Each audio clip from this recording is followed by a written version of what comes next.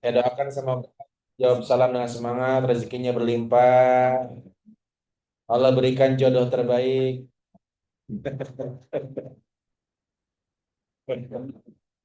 Banyak juga yang masih amin ya. Kalau yang single amin, boleh. Yang udah punya suami jangan amin dong ya. Buat anak sih. Assalamualaikum. Semoga yang menjawab salam dengan semangat jodohnya Allah berikan yang terbaik. Kalau ada Memang kalau amin dari hati itu beda. Tanpa dipaksa semangatnya muncul. Saya doakan semoga yang menjawab salam suaminya lebih pengertian. Ini kenceng banget ini. Berarti banyak suami yang tidak pengertian. Baik, Assalamualaikum warahmatullahi wabarakatuh. Bersyukur kepada Allah Subhanahu wa taala dengan mengucap alhamdulillah. Hidup manusia seringkali tidak bahagia karena sibuk memikirkan masalah dan lupa banyak hal yang masih bisa kita syukuri. Seringkali kita tidak bahagia karena sibuk memikirkan yang belum ada tapi lupa mensyukuri yang sudah ada. Padahal banyak yang sudah Allah berikan. Dan salah satu nikmat terbesar yang patut kita syukuri adalah nikmat sehat dan sempat. Sehat dan Kata Nabi ada dua nikmat yang mayoritas manusia lalai mensyukurinya.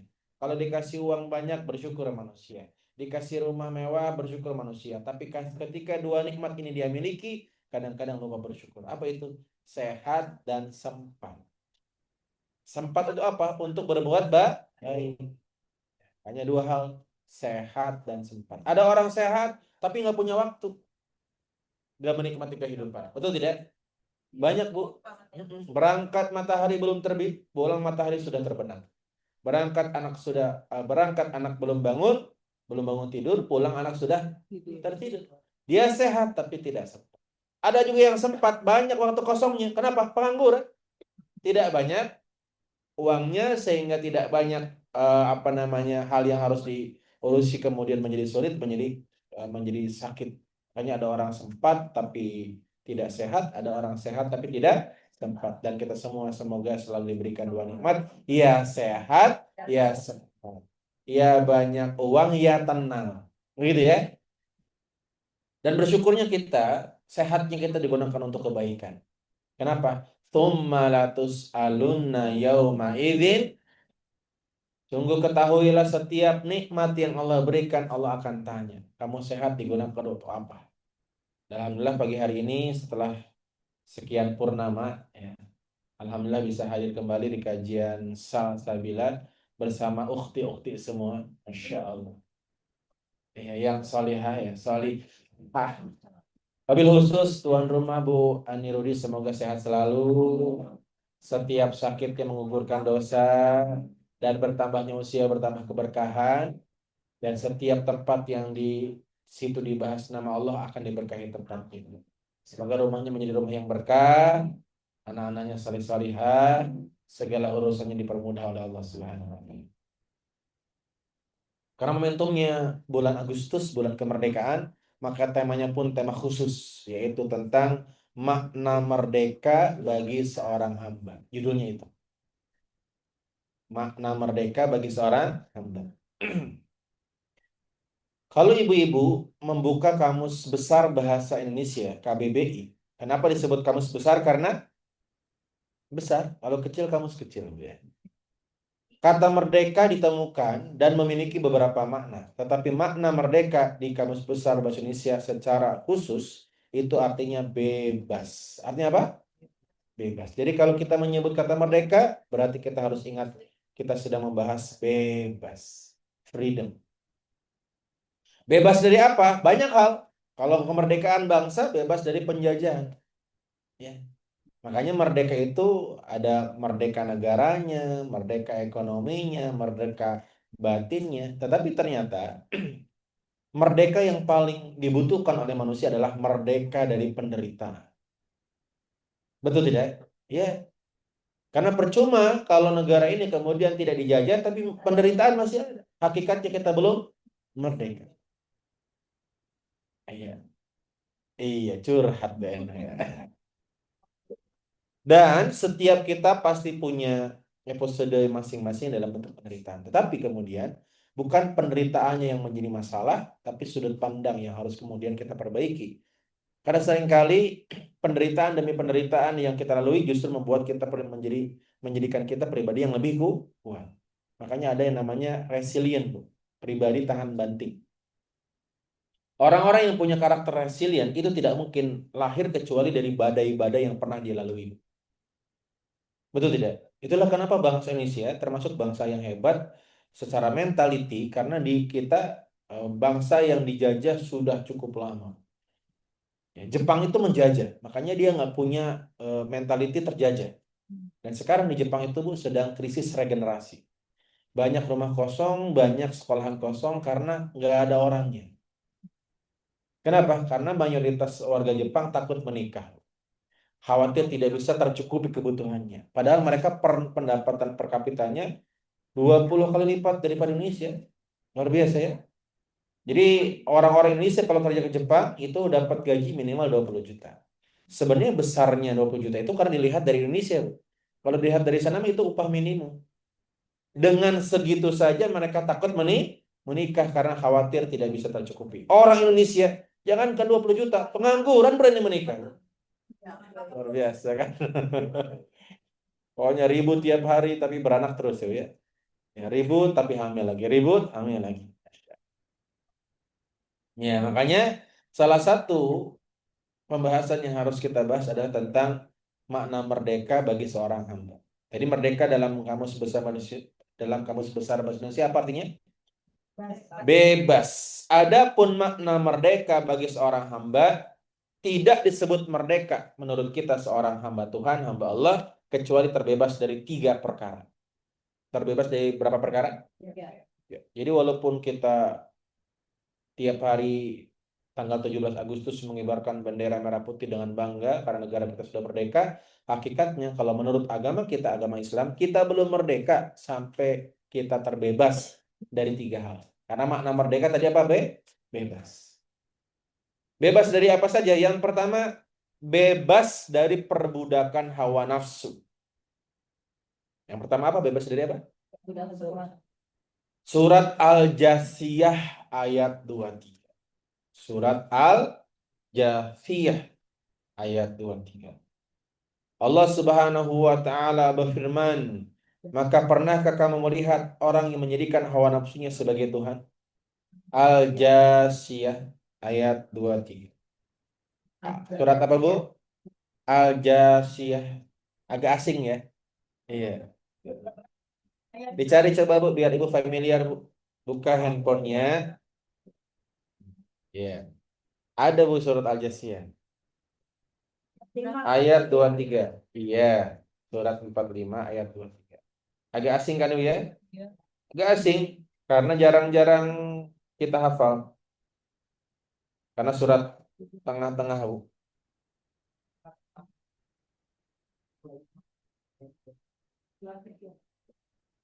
Surat 45 ayat 23. Di ayat tersebut Allah ceritakan bahwa ada manusia yang menjadi budak hawa. Apa sih maksudnya budak hawa nafsu? Ketika hidupnya tidak pernah bebas karena selalu mengikuti hawa nafsu. Dalam kaidah psikologi namanya hedonic treadmill. Budak hedonism. Orang kalau hidupnya jadi budak hedonism gak pernah tenang. Kayaknya hidup tuh kayak ada yang dikejar terus.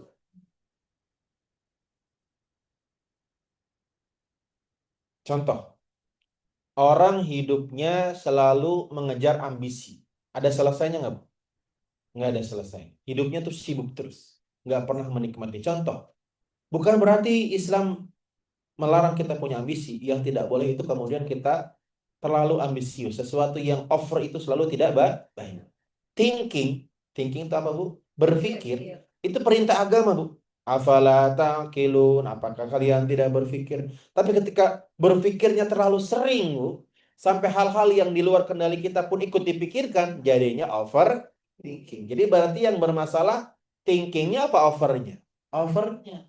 Jadi overthinking itu bermasalah karena too much, kebanyakan. Air bermanfaat tidak, Bu? Bermanfaat. Kalau banyak jadi apa? Banjir. Jadi sesuatu yang terlalu banyak selalu membawa dampak negatif. Api bermanfaat gak, Bu? Contohnya buat apa, Bu? Masak. Kayak pernah masak aja, Bu. Contohnya buat apa? Contohnya buat ya masak. Tapi kalau kebanyakan kebakar. Betul tidak? Makanya yang salah itu over. Termasuk ambisi. Ambisi itu bagus tuh. Dalam Islam bahkan kita harus punya ambisi. Harus punya KPI. Perusahaan muslim harus punya KPI. Harus punya goals, harus punya dream. Tapi kalau over jadi masalah. Apa ciri-ciri orang yang ambisinya over? Ketika dia tidak menikmati yang sedang dia dapatkan, hanya fokus mengejar yang belum dia dapatkan. Kita ngejar, tapi sambil menikmati yang ada. Gitu. Kita kalau apa? Apa, Bu? Mengejar apa tadi? Overthinking. Semua yang over itu tidak baik. Thinking itu manfaat. Makanya kalau ibu mau punya acara, dipikirin nggak, Bu? Besok acara nih, kira-kira dipikirin nggak? Parkirnya di mana, pematerinya siapa, kemudian bagian dekorasi siapa, bagian konsumsi siapa, dipikirin nggak? Dipikirin. Itu namanya thinking. Tapi kalau sampai begini, besok hujan nggak ya? Kalau tempat acaranya banjir gimana? Kalau itu namanya overthinking. Makanya apa bedanya thinking dan overthinking? Bedanya begini. Orang yang thinking, yang masih positif dalam kaidah agama, itu hanya memikirkan apa-apa yang dalam kendalinya saja. Ketika dia sudah mulai memikirkan yang di luar kendali, maka sudah masuk overthinking. Contoh, besok hujan nggak ya? Tugas Anda gak usah mikir hujan nggak, siapin aja payungnya. Paham tidak? Kalau acaranya outdoor hujan, ya siapkan kalau kira-kira hujan, kita harus ngapain? Ya, what we do, apa yang kita lakuin? Karena itu yang dalam kendali. Hujan nggak hujan, mah kendalinya siapa? Allah. Kita hanya bisa memprediksikan saja. Bisa dipahami? Nah, apa, Bu? Ada pawang yang enak. Pawang goreng saya suka, Bu. Ah. Maka pawang itu semua orang bisa jadi pawang, Bu. Karena tahu nggak, akad kerja sama pawang hujan itu begini. Kalau berhasil dibayar, kalau nggak dibayar. Saya juga bisa kalau begitu, Bu. Ya kan bisa berhasil, bisa enggak ya, Bu ya? Iya. Iya, makanya. Betul. Makanya ikhtiarnya tuh makanya gini, Bu. Dalam agama, ikhtiar tuh harus logik.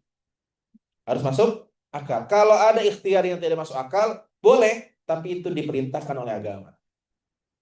Contoh, ada nggak kaitannya dengan sholat istikharah dengan ikhtiar kita? Tidak ada, Bu. Secara logik tidak ada. Istikharah, ikhtiar. Walaupun Anda istikharah berkali-kali, kalau dagangan nggak laku aja kan. Tetapi karena Allah perintahkan, kita yakin. Makanya untuk perkara goib kita nggak boleh ngarang. Harus berdasarkan wahyu. Berarti pawang hujan boleh nggak? Boleh kalau ada perintahnya. Misalnya Allah berfirman, ya ayyuhalladzina amanu pawang hujan. Nah, kalau ada begitu ayatnya, guna.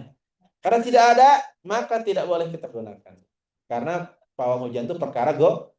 Kecuali baik ilmiah. Seperti TNI yang kemudian naik pesawat menaburkan sesuatu. Itu ilmiah. Kalau ilmiah, gak usah pakai dalil. Bisa dipahami? Jadi sesuatu yang tidak ilmiah, non-logik, kita hanya boleh percaya jika Tuhan menyampaikannya kepada kita. Gimana? Ya kalau doa bukan pawang. Ada doanya. Doanya apa? Allahumma la alaina, ya Allah jangan turunkan di sini tapi di sana. Boleh. Tapi itu bukan pawang. Pawang itu kan artinya mengendalikan kan. Kalau itu hanya berharap saja. Sama seperti salat istikharah. Apakah salat istikharah mengendalikan hujan? Tidak. Kita hanya berikhtiar. Mohon maaf. Salat istisqa. Apakah salat istisqa kemudian memastikan hujan turun? Tidak. Tapi itu hanya bentuk ikhtiar. Itu pun kenapa kita kerjakan? Karena Allah perintahkan. Kalau tidak, tidak salat istisqa.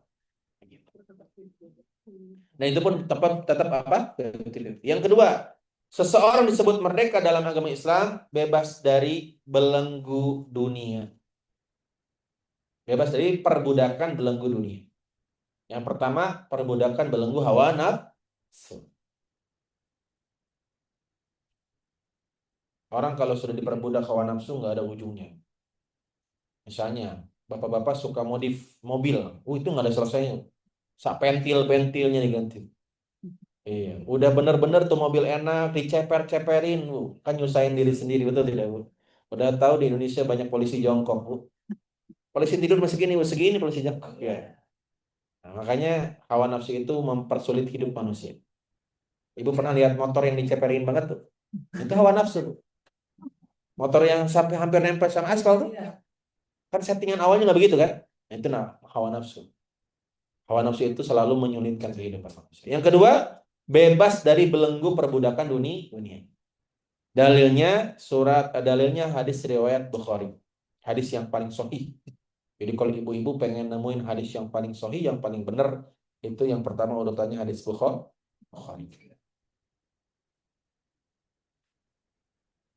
Dan semoga Allah izinkan kita bisa sowan, bisa berkunjung ke makamnya Imam Bukhari. Nah, bukan di Turki. bukan, bukan. Terus coba lagi Bu. Bukan di bukan Cinere, bukan. Lupa saya lupa sih kemarin saya mau ke situ kok. Nah, Kazakhstan. Ya, itu indah Bu negerinya Bu. Bagus. Iya, jadi itu percampuran antara budaya Mongol dengan budaya Persia. Bagus Kazakhstan. Kapan-kapan besok kita ke situ gimana Bu? Besok ya Bu ya? Iya. Kemarin itu berapa ya? Tergantung berapa hari di sana. Dan tergantung naik apa. Gitu. Kalau naik sepeda murah. Dan salah satu negara yang peradabannya cukup indah untuk dilihat. Ya. Ya. Kalau saran saya mah Bu umroh wisata. Karena ada juga, tapi saya lupa sih. Ada juga di Tunisia. Contoh orang yang berarti apakah Islam melarang kita mencari dunia? Oh tidak. Bahkan Islam itu memerintahkan kepada kita untuk ingat dunia. Ada dalilnya ada Bu. Kata Allah, wala tansa nasibaka minad dunya. Jangan lupakan bagianmu dari dunia. Terus yang dimaksud diperbudak oleh dunia apa ciri-cirinya? Dalam hadis riwayat Bukhari, Nabi bersabda, celakalah abdul dinar, hambanya dinar. Celakalah abdul dirham, hambanya dirham. Celakalah Abdul Qatifah, hambanya Kain. 3 hal ini adalah 3 hal yang paling banyak membuat manusia lupa kepada Tuhan. Emas, perak, passion. Jadi dari zaman dulu passion itu sudah menjadi hal yang memperbudak orang zaman dulu. Dan itu pun berlaku sampai sekarang. Ibu kalau lihat fashion show di Europe atau di Amerika atau di negara-negara barat kan makin nyeleneh.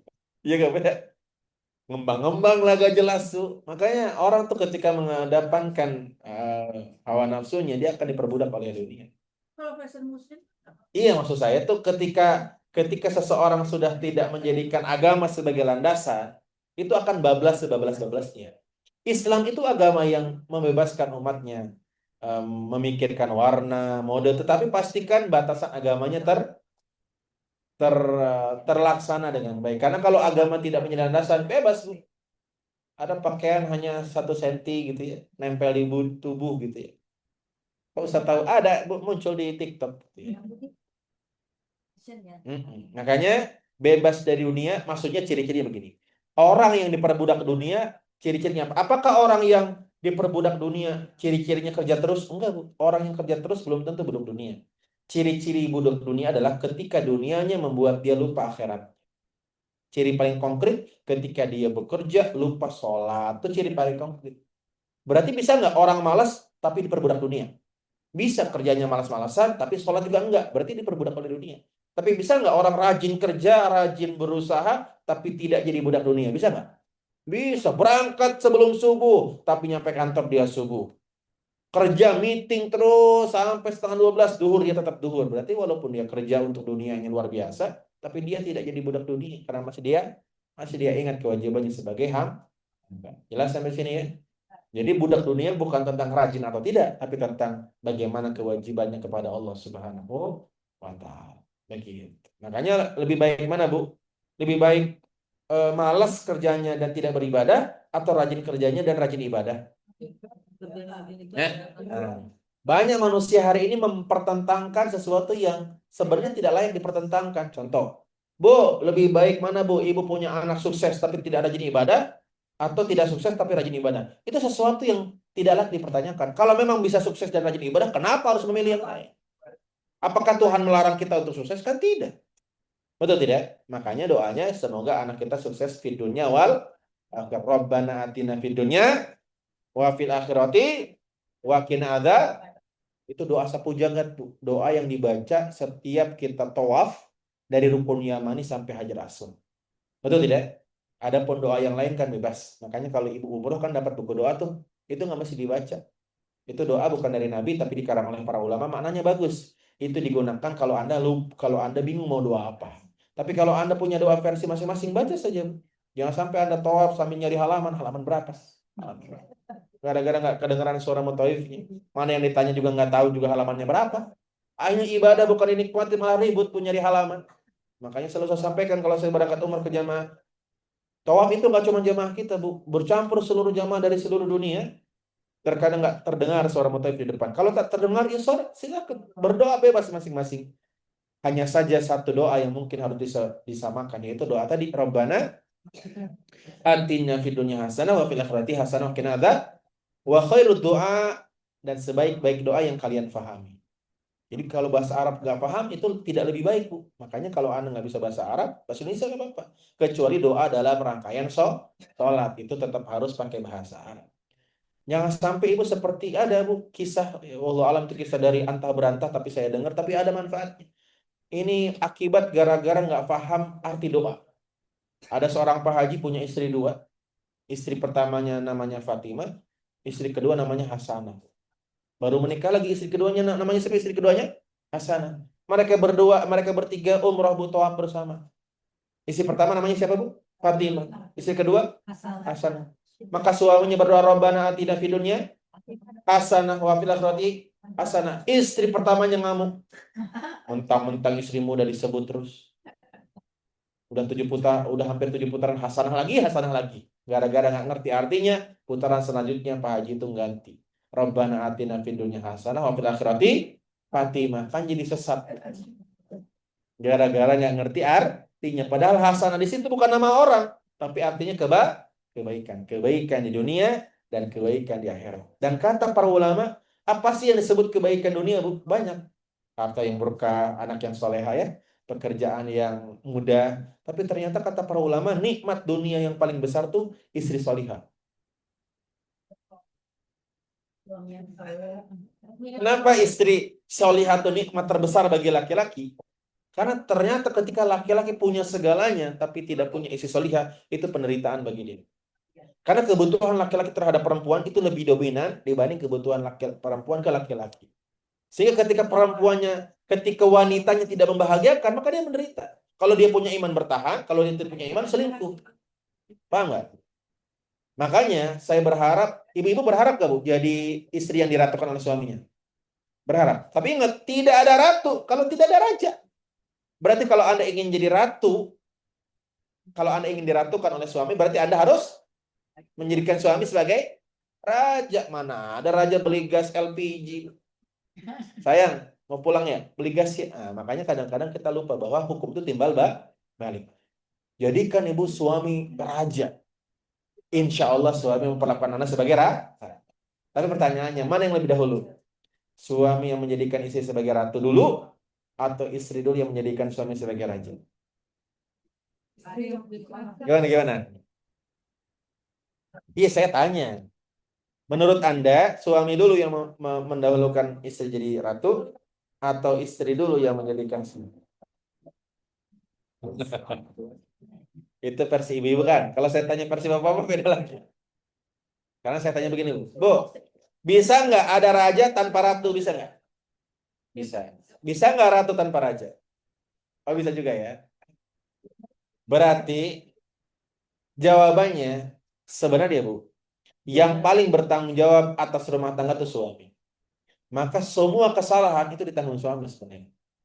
Istri cerewet, istri belum rajin ibadah, istri kurang baik, istri macam-macam tuh yang pertama nanggung suami. Karena apa? Karena suami itu subjek dalam pernikahan. Dia memilih perempuan sebagai wanitanya. Makanya dalam Islam, akad pernikahan sah tanpa kehadiran mempelai perempuan. Betul? Bahkan disunahkan kalau bisa, Bu, mempelai perempuan itu tidak hadir dulu sebelum sah pernikahan. Cukup yang hadir wali. Maka wali itu mewakilkan mempelai wanita. Bahkan ketika bapaknya nggak ada, bisa kakaknya, bisa pamannya, macam-macam tuh. Tapi mempelai laki-laki bisa digantikan tidak? Misalnya ibu punya anak laki-laki menikah, Ketika mau menikah, anak laki-laki ibu sakit. Ibu telepon saya, Ustadz, mohon maaf. Hari ini akad pernikahan anak laki-laki saya. Anak laki-laki saya demam, Ustadz bisa nggak gantikan? Bisa nggak saya gantikan? Bisa, tapi dia jadi istri saya. Karena dalam Islam, pernikahan itu adalah proses di mana seorang laki-laki memilih wanita sebagai pendamping hidup. Maka bertanggung jawablah wahai laki-laki dengan segala pilihanmu. Makanya kalau ada laki-laki curhat, Bu, Ustadz, saya pusing sekali. Kenapa Pak pusing? Istri saya cerewet ya istiqomah sekali. Pagi cerewet, siang cerewet, malam cerewet. Pusing, padahal saya tuh udah ngasih nafkah dengan maksimal saya mampu. Saya berikan semua gaji saya. Dan ketika saya mau minta lagi susah banget. Kenapa masih cerewet istri saya, Ustadz? Saya bilang apa? Yang salah tetap Bapak. Apa salah saya, Ustadz? Salah pilih istri. Karena istri itu dipilih. Baik buruknya laki-laki yang bertanggung jawab. Makanya enggak, Bu. Perempuan yang masih perawan, yang masih belum pernah menikah, itu hak perwaliannya mutlak di bapaknya. Makanya dalam Islam bisa loh, Bu, perempuan yang belum pernah menikah tetap menikah walaupun dia tidak mau asal bapaknya mau. Beda dengan single parent. Kalau single parent dia punya hak untuk menentukan dia mau atau tidak. Itu bedanya, Bu. Jadi kalau ada perempuan belum pernah menikah, hak perwaliannya di siapa, Bu? Di bapaknya. Makanya bapaknya bisa menikahkan anak perempuannya tanpa seizin anak perempuannya. Walaupun itu bukan ideal ya, Bu, ya. Ini bukan tentang bicara idealisme, tapi tentang boleh tidak boleh. Tapi kalau sudah pernah menikah single parent, maka bapaknya, walinya tidak punya hak menikahkan perempuan itu kecuali atas izin perempuan. Ini bisa kawin sendiri gitu kan. Enggak, tetap diwalikan, tapi atas seizin. Gak bisa, gak bisa juga. Tetap kata Nabi tidak sah pernikahan tanpa wali. Maksud saya dia yang memilih. Oh, dia yang Misalnya walinya nih, walinya tuh bisa kakaknya kan. Tanya, kamu nikah sama teman saya ya. Kalau Anda bilang nggak mau, nggak akan sah pernikahan. Nah, makanya wali itu dalam kehidupan single parent hanya fasilitator, bukan pemberi keputusan, bukan decision maker, bukan. Tapi kalau belum pernah menikah, bapaknya itu decision makernya. Makanya bapak menentukan ini laki-laki. Karena gini, kenapa sih bapak yang menentukan? Karena mayoritas bapak-bapak itu kan sangat mencintai anak perempuannya. Dia tidak akan pernah menikahkan anak perempuannya kecuali dia pastikan laki-laki itu bisa membahagiakan anak perempuannya. Makanya akad nikah secara filosofis itu bukan saya terima nikahnya, Bu. Tapi saya terima amanah ini untuk membahagiakan anakmu, wahai bapak, sebagaimana dulu kamu membahagiakan anak perempuan. Begitu. harusnya ya. Iya, jadi makna saya terima nikahnya tuh, kenapa sih serah terimanya sama bapak bukan sama ibu? Karena tidak ada yang mencintai anak perempuan melebihi bapak. Ibu bilang nggak boleh, bapak boleh. Anak perempuan nih datang ke ibu, Bu, make up buat apa make up, kamu masih SMP, datang ke bapak dibelikan satu set. Bapak-bapak kalau sama anak perempuan lemah. Itulah kenapa ketika menikah anak perempuan, bapak-bapak segarang apapun menetes air mata. Saya pernah, Bu, diundang tausiah pernikahan perwira, Bu, badannya tegap, menetes air mata. Kenapa? Karena dia menyerahkan anak perempuan yang dia jaga dari kecil. Dia rela bertaruh nyawa demi membahagiakan anak perempuan itu. Maka ketika dia mengatakan aku nikahkan tuh, aku serahkan anak perempuanku kepadamu untuk engkau lanjutkan membahagiakannya. Kalau kamu tidak sanggup, kembalikan baik-baik. Makanya sekarang saya tanya, Bu. Ibu-ibu punya anak laki-laki, Bu? Ada. Kira-kira ibu-ibu sayang nggak sama anak laki-laki ibu? Kira-kira ibu ridho nggak kalau nanti anak laki-laki ibu setelah dewasa, yang diurus dari kecil sampai dewasa juga diurusin, nikah sama perempuan, diomelin sama istrinya, ridho nggak, Bu? Terima nggak, Bu? Begitupun suami Anda. Suami Anda pun punya ibu yang nggak akan ridho, Bu, kalau anak laki-lakinya diomelin. Sama juga, Bu. Saya sering bilang ke bapak-bapak, Pak, iya, bapak-bapak saya nggak sama anak perempuan, sayang. Bapak-bapak dari kecil ngurusin anak perempuannya sampai dewasa diurusin, kuliah diurusin. Ketika menikah, Anda serahkan kepada seorang laki-laki. Kira-kira terima nggak, Pak? Kalau anak perempuan Anda diomelin sama suaminya, marah bapak-bapak. Begitupun istri Anda, Pak. Iya. Paham tidak? Iya.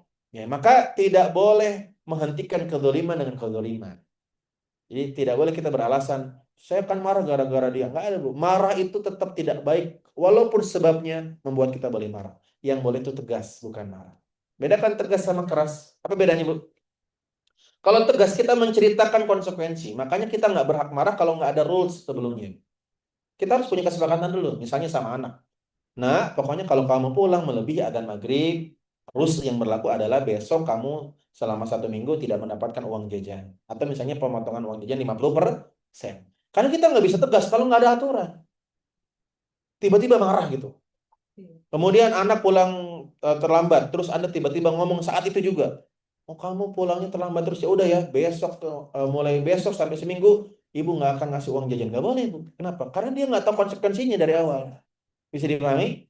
Maka ibu tulis aturan rumah. Pulang lebih dari jam 6 per 1 menit dikurangi 10% uang jajan. Maka ketika dia datang, ketika cucu atau anak datang lebih dari 10 menit, dia udah tahu konsekuensinya. Maka Anda bisa tegas.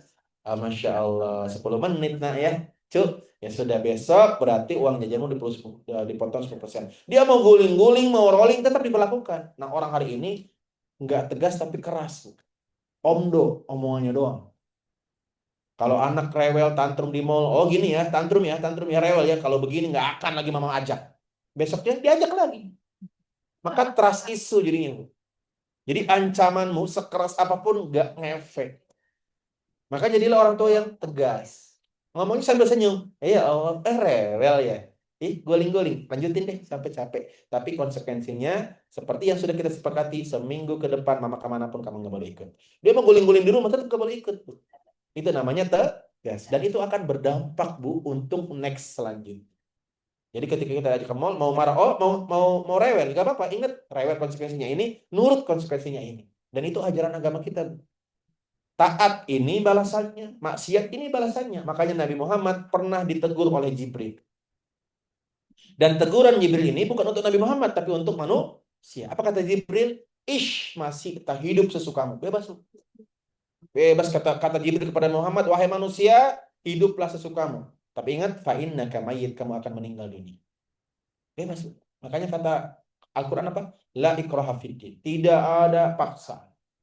Tapi ingat, ajari anak kita konsekuensi kehidupan. Kamu taat, ini konsekuensinya. Kamu tidak taat, ini konsekuensinya. Dan setiap kita menanggung konsekuensi perbuatan masing-masing. Fa'alhamaha fujuraha wa taqwa. Setiap manusia itu punya hak untuk taat dan hak untuk maksiat. Itulah kenapa kita disebut manusia, bukan malaikat. Makanya orang tua yang hebat itu adalah orang tua yang mengajarkan bahwa life is choice. Hidup adalah pilihan dan hidup adalah tentang menerima konsekuensi dari pilihan. Jangan pernah menikah kalau tidak siap dimarahin, dicerewetin istri. Karena itu konsekuensi menikah. Yang ketiga, tidak disebut merdeka seorang hamba sebelum dia bebas dari yang ketiga. Apa yang ketiga, Bu? Kira-kira. Yang pertama apa tadi yang pertama? Bebas dari hawa nafsu. Keinginan ya, Bu. Kalau diturutin nggak ada ujungnya. Yang kedua, bebas dari dunia. Kalau diturutin juga nggak ada ujungnya, Bu. Yang ketiga, bebas dari apa kira-kira? Masya Allah. Kok Ibu tahu? Oh, ada zoomnya ternyata. Yang ketiga, bebas dari tipu daya setan. Surat An-Nur, surat 24. An-Nur mah familiar ya, Bu ya? Karena surat An-Nur itu isinya tentang wanita, Bu. Jadi kalau Ibu ingin belajar tentang kepribadian wanita, pelajari surat An-Nur. Ayat 21. Kenapa An-Nur itu isinya wanita? Karena wanita itu bercahaya, Bu. Kalau mengaplikasikan ajaran ini. Surat 24 ayat 21.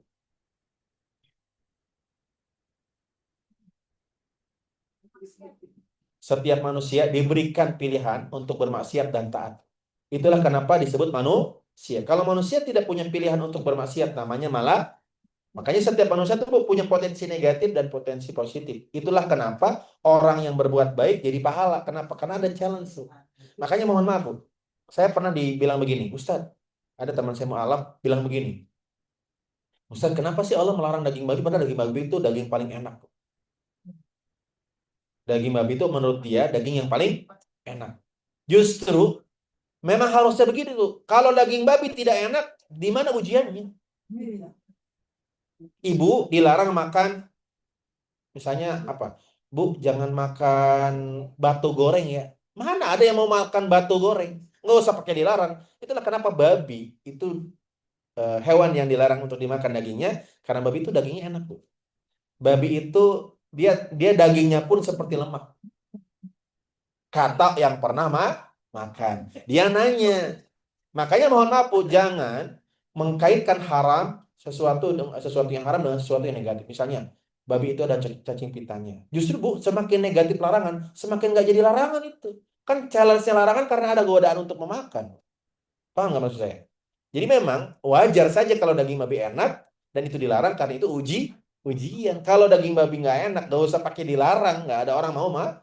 Makanya Anda nggak makan babi bukan karena babi nggak enak, tapi karena kita punya iman. Paham nggak maksud saya? Iya. Lagi Bu, tahu nggak? Orang yang paling dibenci oleh Allah adalah orang tua yang berzina. Orang yang tua bangka dan berzina. Kenapa, Bu? Karena kalau masih muda berzina, bukan berarti menormalisasi, tapi potensi itu ada, Bu. Lah kalau sudah kakek-kakek masih berzina, itu sudah luar biasa. Apalagi yang Allah paling benci, orang miskin sombong. Kenapa, Bu? Karena kalau kaya sombong bukan berarti boleh ya, tapi kan dorongannya ada, Bu. Betul tidak? Enggak pantas juga, Bu. Tapi dorongannya ada, makanya orang miskin sombong itu jauh lebih dibenci oleh Allah dibanding orang kaya. Makanya Allah itu paling membenci hamba-hamba yang sombong, bahkan orang sombong itu tidak berhak mencium aroma surga. Gimana? Iya, fa'alhamaha fujuraha wa taqwa. Di surat Asy-Syams kan Allah berfirman begitu. Maksudnya apa? Allah tuh berikan potensi untuk memilih baik dan buruk. Tapi ingat, setiap pilihan ada konsekuensinya. Jadi pertanyaan, boleh nggak sih korupsi? Kalau kita nanya ke Allah nih, ke Rasul ada nih. Rasul, saya mau korupsi. Ya silakan, tapi siapkan dirimu untuk dibakar di api neraka. Jadi ada next-nya. Paham nggak? Jadi agama kita tuh sangat menghargai privasi orang. Setiap pilihan tuh ditanggung masing-masing. Makanya kita nggak bisa mengendalikan siapapun. Hatta anak sendiri Bu nggak bisa. Apalagi anak sekarang. Oh, anak sekarang tuh Bu, otoritas tertinggi milik dirinya. Anda siapa? Anda cuma dititipi oleh Tuhan untuk melahirkan diriku. Dan aku tidak mau memilih lahir dari rahimmu. Betul tidak? Ya, makanya hati-hati Bu. Kalau kita komunikasi sama anak cucu kita generasi yang sekarang tuh dari boomer itu sangat otoriter terhadap kehidupan dirinya. Jadi yang berhak mengatur hidup dirinya hanya dirinya. Maka tugas kita hanya menjelaskan pilihan ini konsekuensinya, pilihan ini konsekuensinya. Dan biar dia merasakan setiap konsekuensi dari pilihan dia. Makanya orang tua kita dulu, Bu, itu nggak banyak ngomong. Nah, jangan naik nanti jatuh. Biarin dulu jatuh, biar dia tahu bagaimana konsekuensi naik. Itu lebih mengena daripada teori. Makanya anak-anak tahun 70-an, 80-an, mukanya nggak ada yang mulus, Bu, laki-laki. Mesti banyak luka perangnya. Kenapa? Karena banyak experience-nya, Bu. Dan dari experience itu jadi sumber untuk berhati-hati dalam bersikap. Betul tidak? Hanya orang yang pernah jatuh dari motor, yang naik motornya, hati-hati. Kalau belum, tetap aja Bu, riting kiri, belok kanan. Itu yang belum pernah ketabrak dari belakang, Bu. Makanya saya beberapa kali Bu naik motor atau mobil, kok ada ibu-ibu riting kanan belok kanan. Oh, berarti pernah nih. Berarti dia pernah punya kejadian yang membuat dia berubah, Bu. Paham tidak? Makanya kalau ada perempuan riting kiri kok belok kanan, belum ada experience untuk membuat dia jerak, Bu. Paham tidak? Jadi pengalaman itu lebih efektif dibanding pengetahuan. Paham tidak? Makanya para pengusaha rata-rata yang sukses itu pernah bangkrut. Kenapa? Karena kehati-hatian itu baru muncul setelah beberapa kali gagal. Betul tidak? Ya. Makanya biasanya teori itu, ya walaupun ada ya orang yang langsung berubah baik pengetahuan tuh ada, tapi minoritas. Baik, lantas pengertian hamba tadi terbebas dari berapa? 3. Bebas yang pertama bebas dari apa?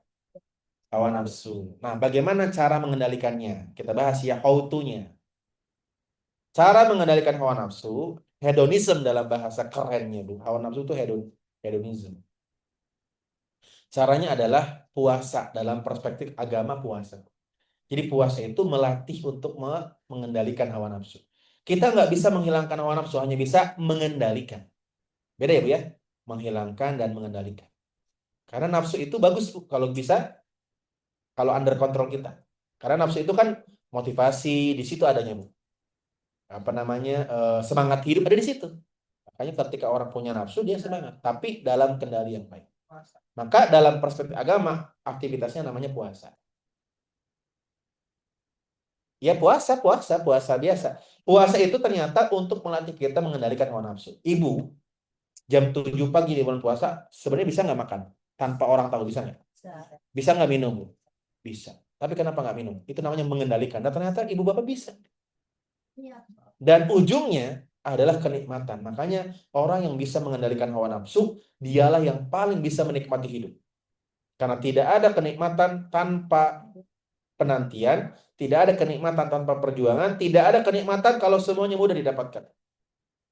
Itulah kenapa air apa yang paling enak diminum? Air apapun yang diminum ketika adzan maghrib berkumandang di bulan puasa. Betul? Kenapa enak, Bu? Penantian. Ada namanya effort, usaha. Itulah kenapa baru 10 tahun sekarang Bu, ada istilah dalam psikologi namanya delay gratification. Dan ini saya senang banget mempelajari parenting ala beberapa negara. Termasuk di Prancis. Di Prancis itu lagi happening banget mendidik anak dengan cara delay gratification. Yaitu delay gratification. Gratifikasi tahu? Menunda mengabulkan keinginan anak. Walaupun Anda mampu mengabulkan. Untuk apa? Melatih dia untuk menunggu. Karena salah satu skill yang tidak dimiliki orang hari ini adalah menunggu. Jadinya apa efeknya? Gak sabaran. Contoh, dia minta dibelikan handphone. Ibu orang kaya raya. Beli handphone, keluar handphone, Bu. Saking kayanya. Tapi Anda bilang, nanti nak. Kenapa nanti? Nanti saja. Supaya dia belajar untuk menunggu apa yang dia inginkan. Padahal ibu ada duitnya, Bu. Nah, ini biasanya penyakit anak sekarang. Kenapa? Karena orang tua hari ini rata-rata sejahtera dibanding orang tua zaman dulu. Dan orang tua hari ini punya prinsip begini. Cukup saya aja yang susah. Anak saya, nah itu prinsip yang kurang tepat. Justru susahnya kita lah yang membuat hidup kita terasa bahagia. Karena sesuatu yang terlalu mudah, yang terlalu gampang didapatkan, membuat orang tidak bersyukur. Istilah GTM, tahu nggak GTM? Susah makan. Itu hanya dirasakan anak-anak sekarang. Zaman kita kecil, mana ada GTM? Kita ke dapur nyari makanan, betul tidak, Bu? Nggak pernah kemana makanan. Kenapa GTM itu muncul? Kenapa anak sekarang tuh GTM, gerakan tutup mulut, susah makan? Karena kita itu nggak istiqomah untuk menawarkan sesuatu depan dia. Dan kita terlalu mudah dikontrol oleh ketidakmauan dia dengan cara memberikan pilihan makanan yang lain, Bu. Ini mau nggak mau, ini nggak mau, ini nggak mau. Oh, akhirnya Bu, dia punya kuasa. Oh, mamaku repot gara-gara aku tidak mau. Sehingga dia eksis. Maka bagaimana caranya, Bu? Saya pelajari, Bu. Dan saya amalkan ke anak saya. Saya punya anak toddler juga. Dan lagi GTM.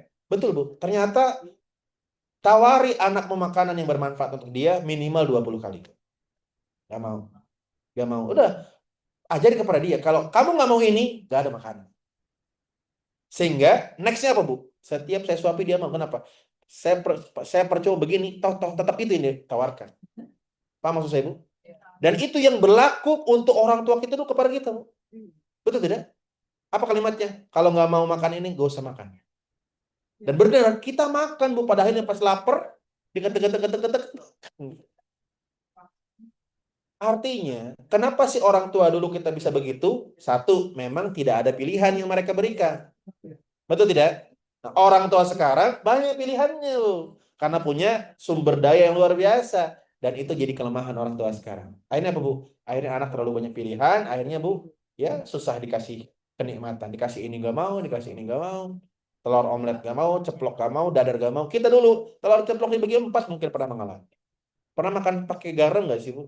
Nikmat, kenapa? Seadanya. Makanya, Bu, salah satu cara melatih anak kita tuh makan yang ada. Walaupun kita bisa ada-adain, Bu, bisa, tapi makan yang ada. Hargai pilihan orang tua, makan yang ada. Ajari anak kita lapar.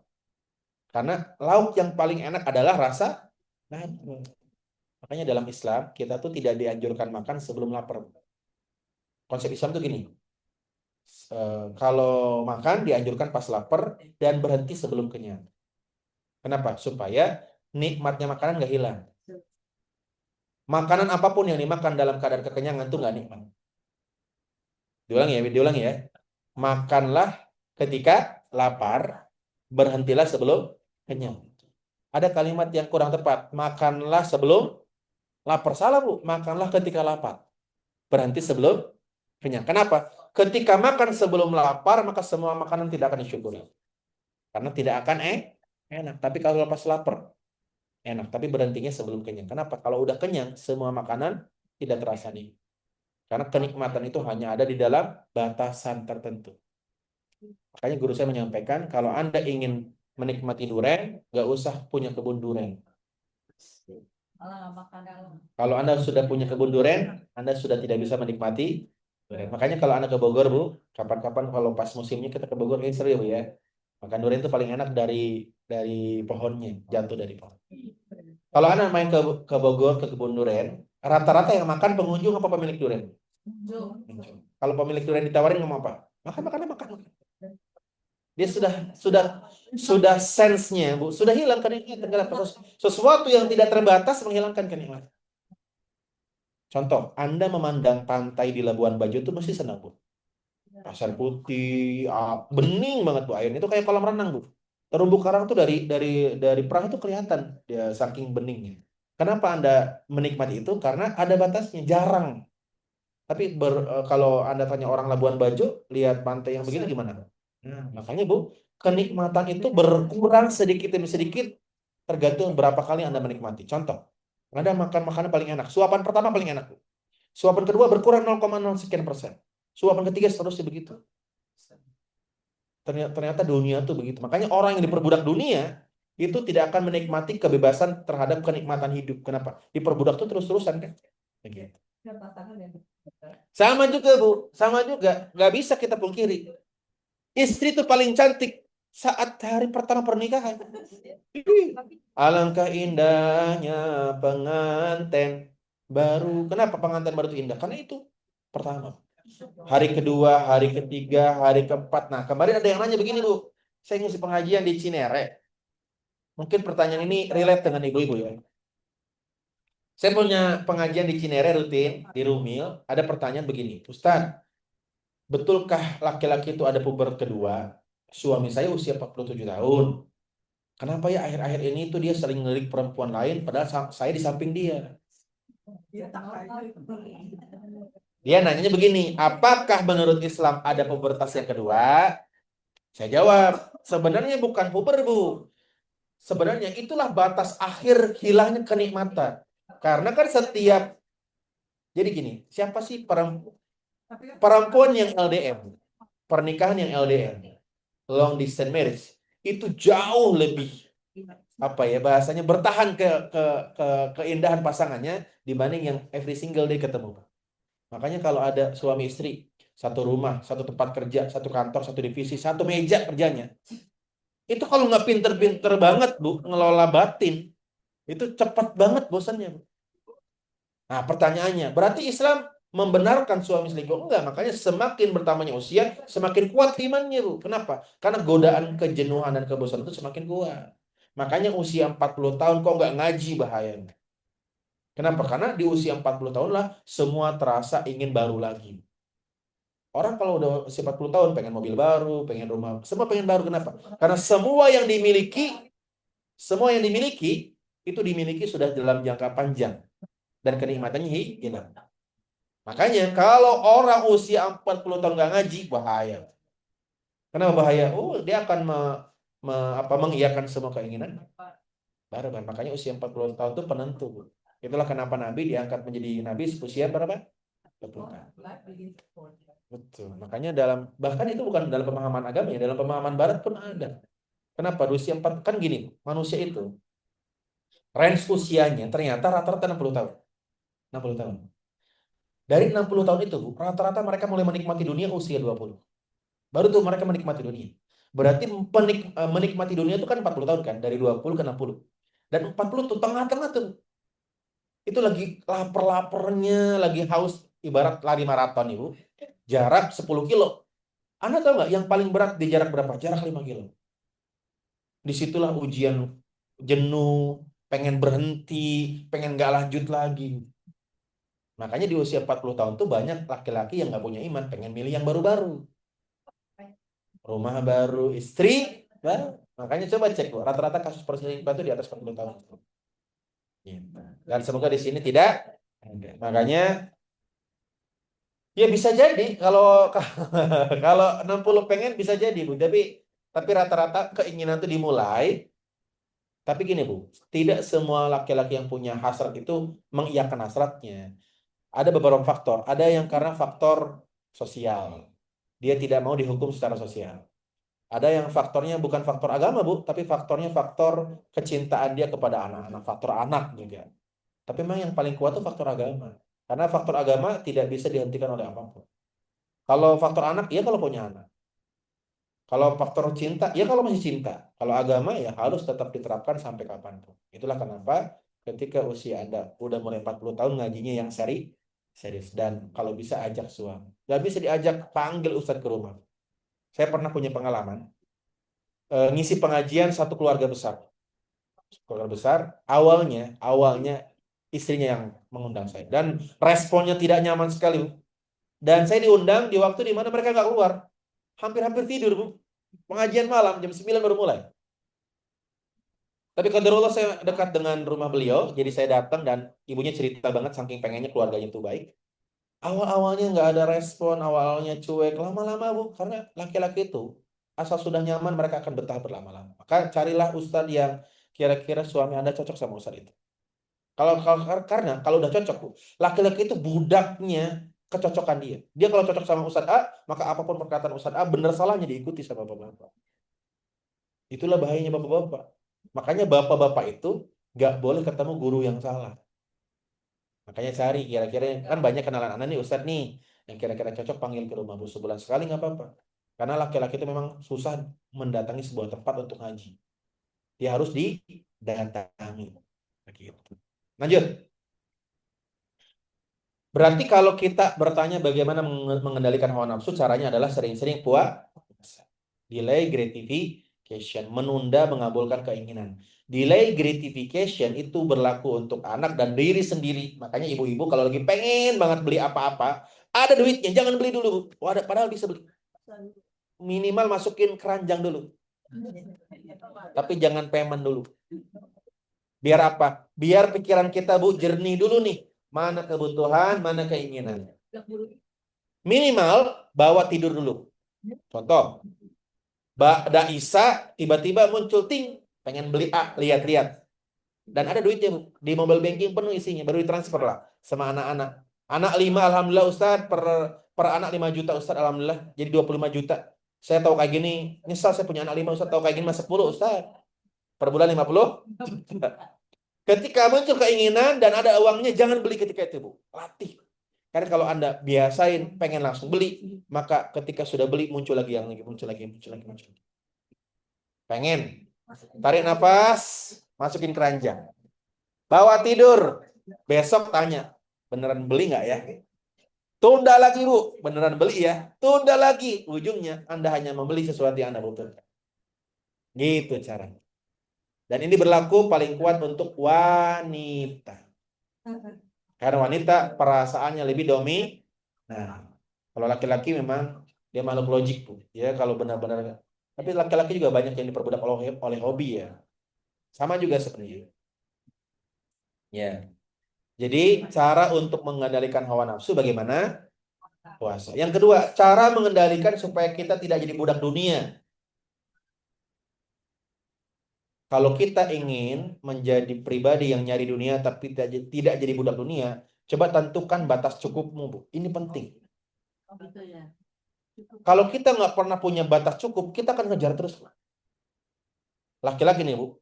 Kalau dia nyari nafkah nggak punya batas cukup, dikejar terus. Ada proyek ambil, ada proyek ambil. Padahal udah ada tanggal dia mau jalan-jalan sama keluarganya, mau healing sama keluarganya, karena udah 2 bulan nggak pernah punya waktu sama keluarga. Di tanggal misalnya tanggal 31 Agustus nanti 2 hari si bapak ini mau menemani keluarganya untuk jalan-jalan ke Bali misalnya. Tiba-tiba datang proyek diambil lagi. Maka kalau orang nggak punya batas cukup, terus-terusan. Maka coba di antara kita tentukan batas cukup. Ketika menentukan batas cukup, nanti nyari yang lebihnya tuh ringan. Batas cukup manusia beda-beda. Makanya, tapi kita harus punya batas cukup. Misalnya saya batas cukup dalam hal dunia segini karena pertimbangannya ini. Karena kalau nggak punya batas cukup, mau 2 triliun satu bulan nggak akan cukup. Betul tidak? Itu koruptor-koruptor yang korupsi ditangkap KPK, besar gak tunjangannya, Bu? Besar. Kenapa korupsi? Karena nggak punya batas cukup. Tunjangan 50 juta katanya kurang, Bu. Kenapa? Karena bayangkan, Bu, 50 juta itu tahu nggak tunjangan apa? Tunjangan tempat tinggal. Karena per tahun ini, Bu, DPR kita tidak mendapatkan rumah dinas. Ini for your information. DPR tahun sebelumnya, iya, DPR sebelumnya itu, Bu, dapat rumah dinas. Jadi setiap anggota DPR pusat dapat rumah dinas free dari pusat, dari negara. Per tahun ini, karena banyak anggota DPR nggak ninggalin rumah dinas itu, akhirnya dikonversi berbentuk uang. Begitu ceritanya. Dikasih 50 juta. Nah, ditanya, kenapa 50 juta? Soalnya bayangin aja nih kontrakan atau kos atau apartemen sekitar DPR itu kan daerah elit tuh. Katanya per bulan 3 juta. Lah, anehnya ngitungnya dikali 26. Saya juga bingung tuh, Bu. Kenapa ketemunya? Oh, maksudnya 3 juta per hari. Berarti bukan kos-kosan, hotel. Itu pun hotel bintang 7, Bu. Karena kalau 3 juta itu mungkin nginep di hotel bintang 5 tiap hari ya, Bu. Ya, maka bagaimana sikap kita, Bu? Sikap kita cukup dijadikan pelajaran. Kita bantu dengan doa teman-teman yang berdemo di jalan itu langkah konsep. Ya sudah mulai dari kemarin. Iya, Pak, ya. Dukung dengan doa kita terbaik. Kalau punya makanan kasih makanan, tapi tetap yang damai, jangan anarkis. Kenapa? Tidak boleh kedoliman dicegah dengan kedoliman. Dan ibu-ibu harus cerdas untuk selanjutnya. Kalau milih, pelajari, Bu, profilnya. Jangan main coblos aja tuh, Bu, karena mereka tuh perwakilan kita. Dan terkadang, dan terkadang, Bu, kalau boleh jujur, jangan-jangan kita pun seperti mereka. Cuman kita belum sampai kursi mereka aja, Bu. Coba cek, makanya coba cek, Bu. Sebelum kita menyalahkan orang, yuk coba-coba introspeksi di diri. Jangan-jangan kalau kita jadi anggota DPR kayak mereka, Bu. Karena banyak teman-teman saya, Bu, ustadz mereka. Saya pun beberapa kali ditawari jadi anggota dewan di daerah. Sebentar dulu. Banyak sekali yang sebelum jadi DPR itu idealis mereka. Membawa misi agama. Pas nyemplung, ya Allah berat, Bu. Makanya saya memilih untuk tidak berkecimpung di dunia politik karena namanya politik. Politik itu tentang apa sih? Siasat. Nggak bisa tidur ya, Bu, ya. Ada yang di sini pernah jadi anggota dewan? Pernah? Tapi, Bu, jangan mengeneralisir. Nggak boleh. Dolim namanya, Bu. Jangan jangan sampai ketika kita melihat keburukan kita lupakan kebaikan. Tetap kita. Betul ya. Beda dulu sekarang. Tuh, beda, Bu, ya. Jadi kawan-kawan, tugas kita cukup doakan dan next kita pilih dengan iman. Yang sudah terjadi sudah. Betul. Makanya salah satu cara terbaik kita adalah berdoa. Ibu-ibu, sekarang saya tanya, siapa tadi yang habis subuh doain DPR supaya doa Allah lembutkan hatinya? Allah, itulah masalah kita, Bu. Kalau mencela paling rajin, jarang mendoakan. Kita lupa bahwa kekuatan paling hebat orang beriman itu doa. Yang sering ngeluh ibu-ibu kenapa giliran doa saya sih, Bu? Barang, Mbak.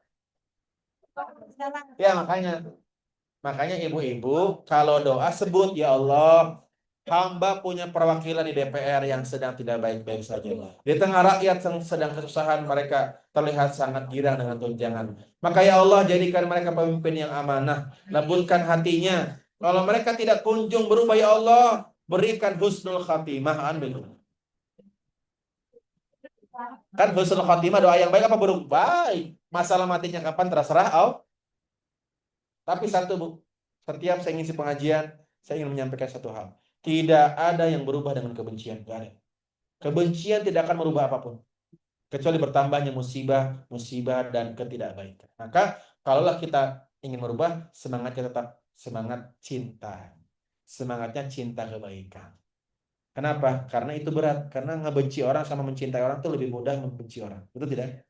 Saya benci DPR gampang. Saya cinta sama DPR, makanya saya doakan. Dan tempuh langkah-langkah yang konstitusional. Demo itu langkah yang diizinkan. Makanya demo boleh.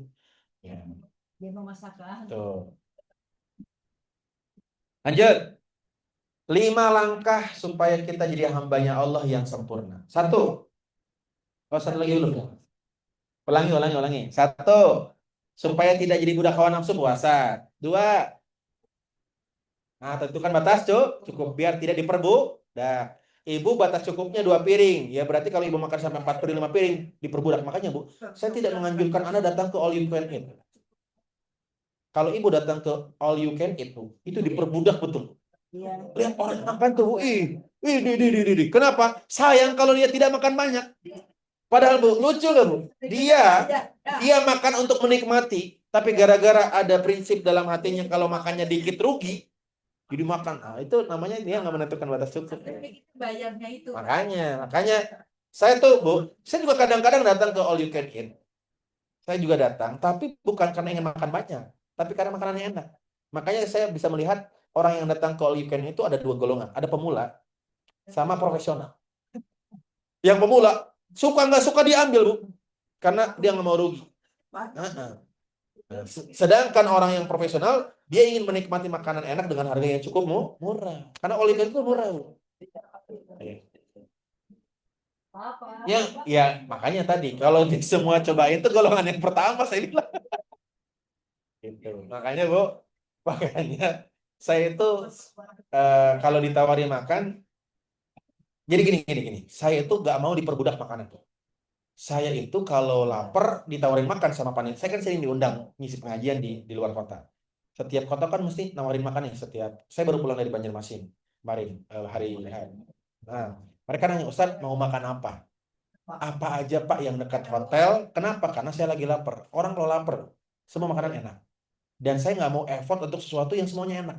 Nah, saya baru mau effort nyari makan yang enak kalau saya sedang tidak nafsu makan. Paham nggak? Jadi kalau saya sedang normal nih, sedang sehat, dan lapar, makan apa aja jadi enak. Maka rugi bagi saya kalau terlalu effort. Terlalu nyari gitu. Karena semua makanan jadi enak. Tempe goreng aja enak. Tapi kalau lagi nggak nafsu makan, mulut lagi pahit, baru tuh saya kulineran. Biar apa? Biar pas tuh. Makanya tentukan batas cukupmu, tentukan seleramu, jangan diperbudak oleh selera orang. Yang ketiga, biar tidak diperbudak oleh setan. Bagaimana caranya supaya tidak diperbudak oleh setan? Maka pastikan kita tidak butuh validasi orang. Yang ketiga nih, karena setan itu terlibat dalam hidup kita lewat 2, bisikan dan omongan orang. Makanya alladzi yuwaswisu fi sudur nasminal jinnati. Nah, jadi setan itu bisikannya ada 2, bisikan yang lewat hati langsung sama bisikan yang diperdengarkan oleh omongan orang. Makanya siapa yang hidupnya ngikutin omongan orang pasti melampaui batas. Dia nggak mampu beli mobil mewah, dia beli gara-gara omongan orang. Ih, kamu isi pejabat kok gitu-gitu aja mobilnya? Oh, panas. Maka dia beli dengan cara yang belum dia mampu miliki, pinjam sana, pinjam sini. Makanya cara yang ketiga supaya kita tidak terjerembab kepada budak setan. Setan itu membisiki dari 2 hal, dari jin dan manusia. Maka kita tidak usah hidup butuh validasi orang. Jadi hidup aja Bu. Orang ngomong apa terserah. Ya, makanya ada buku bagus banget Bu. Judul bahasa Indonesia itu belajar untuk tidak disukai. Apa judulnya Bu? Belajar. Jadi tidak disukai itu nggak apa-apa. Kita nggak mesti disukai semua orang. Karena saat orang nggak suka sama kita, ada manfaatnya. 1, dia minjem duit sama kita. Rata-rata yang minjem duit itu yang hubungannya baik Bu. Kalau hubungannya nggak baik mah nggak berani minjem duit. Makanya istri yang lagi marah sama suami, ada nggak manfaatnya? Ada. 1, istri yang marah sama suami, istri cenderung lebih kuat, lebih mandiri, bisa benerin genteng sendiri, tabung gas masak sendiri. Makanya ketika istri ribut sama suami nawarin, sayang mau dibawain apa? Nggak usah. Makanya orang tuh kalau lagi marah Bu, powernya tuh meningkat. Makanya marah itu Bu, ada dua. Marah yang dilampiaskan dalam hal positif. Makanya ibu-ibu, kalau lagi beres-beres rumah dalam keadaan marah, cepet beres itu. Dan nggak kerasa. Ibu kalau lagi marah-marah nih, marah-marah, tapi beres-beres. Itu cepet banget beresnya Bu. Dan nggak kerasa selesai. Bersih Bu. Kenapa? Orang tuh kalau marah, itu energinya melimpah. Makanya orang kalau marah, cenderung lebih kuat. Makanya marah, kalau ibu lagi marah Bu, jangan diem. Jangan ngadepin orang yang Anda marahi, tapi beraktivitaslah aktivitas yang positif. Itu berarti. Ulangi coba, ulangi Bu. Ada 3, ulangi. Manusia tidak disebut merdeka dalam agama Islam kecuali bebas dari 3 perkara. Betul? 1. Bagaimana caranya supaya tidak diperbuat hawa nafsu? Delay gratification. Belajar menunda, mengabulkan jam 7 bisa makan, kita paksa maghrib aja makannya. Namanya delay. Apa namanya, bentuk konkretnya puasa. Yang kedua, supaya tidak diperbudak dunia, tentukan batas cukup. Konsep agamanya namanya qanaah. Apa namanya? Nah, jadi qanaah itu apa Bu? Tahu batas cukup. Jadi qanaah itu bukan berarti nggak punya apa-apa. Qanaah itu tahu batas cukup. Iya, merasa cukup Bu. Merasa cukup itu next level dari tahu batas cukup. Jadi orang nggak mungkin merasa cukup kalau dia nggak punya batas cukup. Ibu merasa ideal nggak badan ibu? Ibu akan merasa ideal atau tidak? Kalau ibu sudah tentukan kan batasnya. Saya idealnya batasnya menurut perhitungan tinggi dan apa namanya, dan berat badan saya belum ideal. Jadi untuk merasa cukup tadi seperti Bu Hani bilang, kita harus tahu langkah pertama dulu, yaitu menentukan batas cukup agar kita bisa merasakan cukup. Yang ketiga apa? Bebas dari apa? Nah, bagaimana caranya? Gak usah butuh validasi orang. Cara konkretnya belajar untuk tidak disukai. Begitu. Alhamdulillah. Bertepatan dengan zuhur, salah-salah materi kita tentang makna merdeka. Dan insya Allah Bu, kalau Ibu laksanakan 3 hal ini Bu, Ibu akan menjadi pribadi yang damai, tenang, freedom. Sebagaimana makna merdeka. Ibu pakai baju nggak usah repot. Nggak usah ada pikiran, nanti kalau saya pakai baju ini apa kata orang ya, wah ribet. Pakai aja Bu. Ibu mau kerudung pink, baju merah, kaos kaki putih, asal ibu nyaman, suka, tidak melanggar aturan agama kan juga. Karena manusia itu beda selera, beda orang beda selera. Itu barangkali. Terima kasih khususnya untuk Bu Ani Rudi yang sudah menyiapkan rumah, gitu ya, dan semoga rumahnya berkah. Beliau yang sedang milad, kita doakan semoga usianya tambah berkah. Seluruh hajatnya Allah kabulkan dengan cara yang terbaik. Anak-anaknya soleh-solihah. Apapun keinginannya Allah ijabah. Dan semakin bertambah usia semakin taat kepada Allah Subhanahu wa taala. Amin ya rabbal alamin. Itu barangkali ada pertanyaan, tidak ada. Yuk kita tutup dengan doa bareng-bareng. Ada pertanyaan, tidak ada ya? Gimana? Bunda? Ibu? Dara. Bu Dara itu anggota majelis kita. Termasuk Bu Dara yang sedang sakit, semoga Allah sehatkan. Dan siapapun yang sedang sakit keluarganya, yang mungkin kita nggak tahu ya, cucunya, anaknya, suaminya, kita doakan bareng-bareng. Yuk kita angkat tangan. Alhamdulillahirabbil alamin hamdan syakirin hamdan na'imin hamdan yu'afi ni'amahu wa yukafi majidah. Allahumma shalli wa sallim wa barik nabiyina karim nabiyina Muhammad sallallahu alaihi wasallam. Allahumma khassatan li a'dha'i majlis salsabila. Allahumma rizqhum rizqan hasanan tayyiban mubarakan fi. Allahumma khassatan li ukhti Ani Hamid. Allahumma ja'al baitaha baitan mubarakan, baitan wasi'an, baitan limakani sa'adah was sakinah. Ya Allah yang maha mengabulkan doa, khususnya untuk seluruh anggota Majelis Talim Salsabila, ya Allah berkahi hidupnya, tenangkan pikirannya, damaikan jiwanya, jadikan kehidupan mereka bahagia dunia dan akhirat ya Allah. Apapun hajatnya, jika yang terbaik itu ya Allah kabulkanlah dengan cara yang terbaik. Jadikan setiap sisa usianya diisi dengan kebaikan. Allahumma ya Allah antas syafi, Engkau yang maha menyembuhkan. Siapapun di antara kami yang sedang sakit ya Allah, sembuhkan sampai tidak tersisa sedikit pun rasa sakit ya Allah. Engkau maha menyembuhkan. Siapapun di antara kami yang sedang punya masalah, apapun bentuk masalahnya, Engkau yang maha menyelesaikan ya Allah. Selesaikan di waktu yang terbaik dengan cara yang terbaik. Allahumma rabbana atina fid dunya hasanah wa fil akhirati hasanah wa qina adzabannar. Subhana rabbika rabbil izzati amma yasifun. Wassalamun ala mursalin. Assalamualaikum warahmatullahi wabarakatuh. Waalaikumsalam.